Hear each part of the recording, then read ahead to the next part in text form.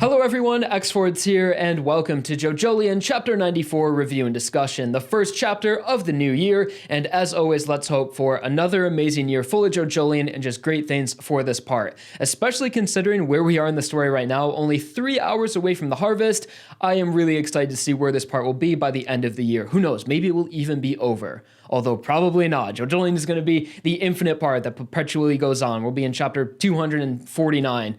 I'll be out here with an old man with a cane and white hair. Guys, I think we're getting close to the end of JoJolion. Any month now, it's going to be wrapping up. But I swear, every time I say JoJolion is close to ending, Araki adds another chapter just out of spite. But let's get right into the chapter here. So 94, starting with the cover page, it is a nice portrait of Paisley Park. Really well detailed. The GPS design could be some sort of reference to what's happening in the park right now. It looks like there's a focal area in the middle. Could be the TG University Hospital. Most likely is. I wouldn't say it's the Higashikata home or anything, because of course they're off by the ocean. But just a really nice design of Paisley Park. Sort of a redesign as well as the parking sign is take the spot of her left eye, when usually she has like that 4 exit sign on it. But just a nice cover page. Always good to see Paisley Park. And of course, Paisley Park and Yasuo are going to be a big part of this chapter. If you guys didn't know already, pretty intense chapter between that character and that stand. But getting right into it, we pick up where we left off, which was Yasuo being attacked by Jobin after she infiltrates the Higashikata estate using Paisley Park, and she's right outside. So quick recap, what's happening in the story right now. Why did Yasuo go to the Higashikata estate? So Yasuo was talking to Toru, and this was way back in like chapter 89, chapter 90, somewhere around there, when Toru showed Yasuo the head doctor's design. And that was the first time we saw it as well. So I'm sure you guys remember that. That was quite a while ago. And Yasuo was like, okay, so in this picture, we have the head doctor. I see his face. And we also have Mitsuba. So Yasuo knew that Mitsuba had some sort of information on the head doctor. So Yasuo's whole mission for the past like 5 chapters or so has been to get to the Higashikata estate, meet with Mitsuba, and sort of not interrogate her, but just ask her questions about the head doctor and try to figure out as much information as she can about this mysterious villain we have encountered. But as she arrives at the Higashikata estate, she of course sees that Tsurugi is being affected by the rock disease. Now her sort of her focus has shifted to sort of try to help Tsurugi because, you know, they have a really strong bond and they really care about each other. But as we saw at the end of the last chapter, Jobin interferes and throws Paisley Park into the toilet, and it also is causing side effects for Yasuo, as Paisley Park is linked to that physical object, and Yasuo is experiencing the same side effects as Paisley Park, sort of crumbling away, and Yasuo is now in a desperate situation and is dying before our eyes. So to get into this chapter, we see some monologue from Jobin, which is always nice to see, sort of more behind his character, why he's doing the things he does. And he's established this before in previous chapters, but I like that Araki reminds us of things that are in JoJolion. Like we see a picture of the walleyes, which is really good for anyone that says Araki forgot about the walleyes. No, he didn't. He had mentioned them. He's mentioned them sprinkled in throughout the part. Of course, they were a big focus in the beginning because we were being introduced to the world of JoJolion, but the reason the walleyes are brought up now is that Jobin is thinking about what all the other characters are doing. So he's like, okay, Tsurugi's being affected by the disease right now. Of course, I have my mission, which is growing the fruit to cure the family of the disease and make sure that no one ever has to sacrifice themselves ever again, because Narisuke is already preparing to bring Tsurugi to the walleyes and do the same sort of exchange that Kato did with Jobin and the boy way back in Jobin's flashback. But Jobin's mission right now is essentially to free his family from the curse. Make sure that no one ever has to die to save another Higashikata family. They'll be free from the curse, and they'll be able to pursue what their family has always been destined to do, which is to succeed in one way or another. So that's really what Jobin wants, and from his point of view, I mean, some people call Jobin evil. He is doing bad things like throwing Yasuo in the toilet, but I really like his goal. That's sort of like the goal you'd see from a protagonist almost, trying to free their bloodline from this disease that's been passed on to them, and something that, you know, they don't really deserve. Like, did Tsurugi necessarily do anything bad? You know, it's sort of like a Joestar curse in a way, so where it's like the Joestars are always destined to die at a young age or just have really bad things happen to them, and that's sort of how the Higashikata family is as well. And as the chapter continues, we get an update on Yasuo, and we just see that she's really being whittled down here, and she's running out of time. How many seconds do I have left? 10, 20 before Paisley Park completely disintegrates? And she's like, well, if Paisley Park goes away, what will happen to me? And so that's just building up some tension for Yasuo's character and what could possibly happen to her. So as she's outside the Higashikata estate. She sees one of those cameras that they have laid out. Those were also relevant earlier in the part. I believe that they saw Yasuo. It's funny because way earlier in the part when Josuke was living there, you know, he was there more regularly. I'm pretty sure they saw Yasuo on the video cameras, and then they were like mad at her for that. And they were like, Yasuo needs to stay away from this family. So I think it's funny that she's using the video cameras again. And this time Mitsuba sees her, and Mitsuba's good friends with Yasuo as well. And Yasuo has saved Mitsuba before back at the hospital during their fight with Wu Tomaki. So they have a special bond, and Mitsuba actually owes Yasuo one. So she feels the need to help her out here. And she's like, Yasuo, what are you doing? I need your help. And as this is all going down, all the other family members are sort of trying to understand what's happening to Tsurugi. We saw a panel of I believe it was Hato and Daya sort of talking to each other, sort of like helping each other through this situation. And of course, Mitsuba is stressing out as well because her firstborn son is on the verge of dying, essentially. So as Yasuo is crying out for Mitsuba's help, Jobin actually comes into the picture and he sort of interferes and he's like, no, Mitsuba, I know Yasuo is your friend, and Mitsuba's going out against the counter argument as well, saying, Yasuo is an ally to this family. We have to help her. She saved me at the hospital. And she's like, Jobin, what are you hiding in the stag beetle room? Does this have anything to do with that? Is that the reason why she's here? And as this big, you know, tension is going on, you know, Yasuo is running out of time. Jobin's trying to talk to his wife and stop Mitsuba from helping her. And all while this crazy shit is happening, Mitsuba gets a glimpse of the head doctor, who strangely is at the Higashikata home. And he's not just standing around, he's standing on the edge of a balcony, which is again just so weird for this guy, and leads more into the theory that he's just like an enigma and he seems to be everywhere at once. And why is he standing on the edge, and why is he not just off the edge? He's an old guy. How would he even get up there? He's in a cane. So it's like, again, oh my gosh, I don't know what's up with the head doctor. Obviously, a few chapters ago, Holly said that he has a true form and we wouldn't even be able to comprehend his true form. So I definitely think the back of him, all these things we've been seeing, his rock human face, it's all sort of a facade, and his real design or his true design will be revealed later in the part. I think that's safe to say.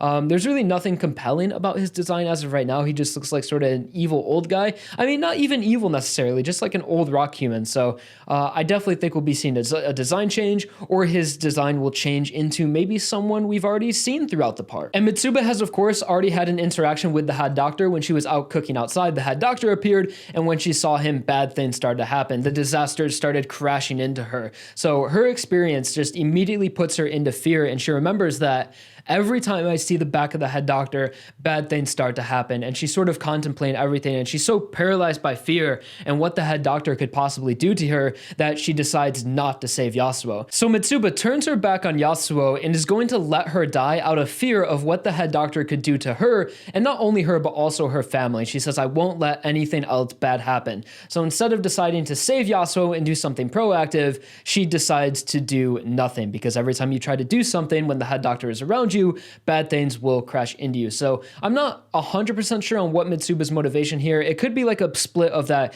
Maybe she is siding with Jobin in a sense, and she wants to do what's best for Jobin and Tsurugi. And she does obviously want to save Yasuo, but she's also terrified of the head doctor. So that's sort of a really big decision she had to make there. So Yasuo is now left alone with no one to save her. Josuke is at the hospital. Mamazuku is who knows where, and Mitsuba just intentionally tried to kill her. And as all of these bad things are happening, Yasuo then gets a glimpse of the head doctor, and even more bad things start crashing into her as she falls down off the balcony at the Higashikata home, and her right arm is severed. And it's just really bad for Yasuo. It's like you get like 3 whole pages of just Yasuo just falling and crumbling, and it's really sad. And I remember at the end of the last chapter, I was like, guys, nothing bad's gonna happen to Yasuo. Araki always does bad things to Yasuo just for her to get saved, but like, this is definitely the most serious any main character has ever been injured in the part before, I want to say. This is right up there with like Mamazuku in the Ozone Baby fight, when I thought Mamazuku was almost going to die. But yeah, I always thought Yasuo was a pretty safe character, but as things are happening right now, I really don't know, and I'm not sure who's going to be able to save Yasuo, although we can talk about that more once we get to the end of the chapter. But Josuke is, of course, at the hospital, and he won't be able to come anytime soon, but there are a few things that could happen that could lead to Yasuo being saved in some way. But then we switch back into the Higashikata home, and we see what Mitsuba and Jobin are now doing. The head doctor disappears, and Mitsuba asks Jobin about the head doctor, and it looks like Jobin is really out of the loop with the head doctor as well. Either he didn't reveal what he knows about him and he's lying, but I don't think that's the case. I think Jobin really doesn't have any reason to be in association with the head doctor, so he just doesn't even know who it is. It's like, oh yeah, that was the head doctor from the hospital. It's like, he doesn't even ask why he's here or anything. Mitsuba's like, oh my god, he's here. And then we see Mitsuba use Awaken 3 Leaves to try to flush Yasuo down the toilet, just really get rid of her for whatever reason, out of fear of the head doctor, or to, just get Yasuo out of the situation so then Tsurugi can be saved. Because if Yasuo did know about the fruit, she definitely would probably tell Josuke, and then Josuke would interfere. So I guess it does make sense for the sake of Tsurugi to not have Josuke know where the fruit is right now. But as Mitsuba tries to flush Yasuo down the toilet, the opposite of what she wanted to happen happens, and the head doctor's stand activates as she tries to perform an action, bad things crash into her, and her stand kind of backfires, and one of the arrows shoots off into the other side of the room, crashes a window, or not a window, but crashes a wall open, and it is revealed the new Rokakaka fruit has been completely grown, and it is almost ready to harvest, and that is where the chapter ends off. And we see our first glimpse at the new Rokakaka. So current situation, Yasuo is outside of the Higashikata home, almost dead. The new fruit has been revealed, and everyone in the family sees it. Norisuke even sees it, and he's going to probably immediately know what's going on. And of course, Jobin is probably freaking out right now because the thing he was trying to keep secret is now revealed to everyone. And design-wise, it looks a lot different from what we originally saw.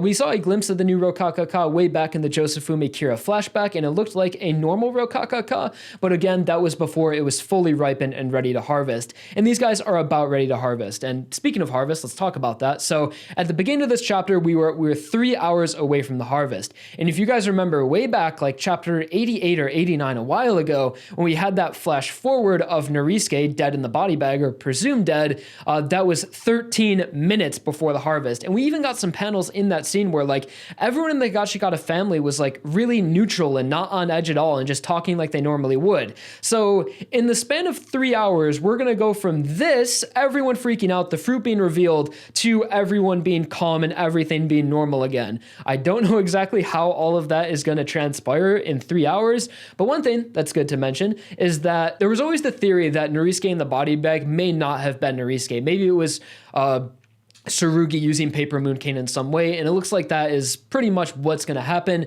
because we see that Yasuo's right arm is cut off, it's severed, and Norisuke also had his right arm severed as well. So I think it's safe to say that Yasuo is going to be disguised as Norisuke, and I don't really know why that's going to happen, but it is probably going to happen. I think maybe Tsurugi would do that to sort of trick the family into getting Yasuo care, because Tsurugi is really the only member that cares for Yasuo's well-being. Mitsuba abandoned Yasuo, Jobin doesn't like Yasuo, Josuke or Joshu might be neutral against Yasuo. Maybe he'll be like, yeah, whatever, I don't want to save her, she dumped me or something. And of course, the other two sisters don't really know anything about her. So I think that Tsurugi turning Yasuo into Norisuke could be a way for them, or to get the family to heal Yasuo. But one thing I'm more curious about, more so than how Yasuo will be saved, is how is Tsurugi going to get rid of his rock disease, which means in the next 3 hours, Tsurugi will probably consume one of these new Rokakakas. And it looks like the side effects are exactly what Jobin predicted, which is just it will cure Tsurugi of the rock disease.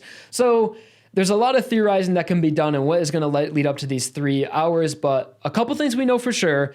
Tsurugi is going to be cured, and Yasuo is going to be disguised as Norisuke. I think those things are certain, and there's a few other characters that are unknown. If you guys want to remember way back when Yasuo was originally going to the Higashikata estate, the person that drove her there was Toru. So Toru is also around this area somehow, and maybe he could come back into the story in some way and be like, Yasuo, I'm here to save you. And again, since Toru dropped Yasuo off of the Higashikata estate and he's around there, and also the head doctor is there, that again brings more connections between those two and what possibly could be going on between those two. So I still definitely think that Toru and the head doctor are connected in some way, and that mysterious stand we saw a handful of chapters ago could still be Toru's. But that's JoJolion chapter 94, and I now have so many questions of what is going to happen leading up to the harvest. And unfortunately, the next chapter is going to be on hiatus, so we're not going to have a chapter in February, and the series will be back in March. Yeah, unlucky. So we're only, at this point in time, we're only going to be getting 11 JoJolion chapters this year, but that's sort of how it usually is. Araki will take 1 month off a year, so that's not too out of the ordinary. I just hope there's not another hiatus. It would really suck if we only had 10 chapters this year, but I'm fine with 11. That's totally standard. So considering we didn't see Josuke, the main protagonist, at all this chapter, I assume the next chapter will focus on him and we'll get an update on where he is. Although I can't remember how many minutes or hours we were away from the harvest the last time we saw Josuke. It makes me question how the head doctor is so many places at once, because we know the head doctor was at the hospital, but now he's at the Higashikata estate. But that could have been a day or two before, so the head doctor would have been able to have time to go to the Higashikata estate. But thank you guys so much for watching. Like if you enjoyed. Comment down below. We have a whole month where we have a whole 2 months to theorize about what is going to be happening leading up to this harvest. So I can't wait to hear what you guys think. You guys always have so much better ideas from me. It should be you guys that are doing the JoJolion reviews. You guys are always like correcting me and telling me the things that are more possibly going to happen. So you guys, I feel like, know a lot more about JoJolion than me. So get down in the comments and let me know what you guys think is going to happen. And I'll talk to you guys all real soon. So again, thank you for watching. Peace.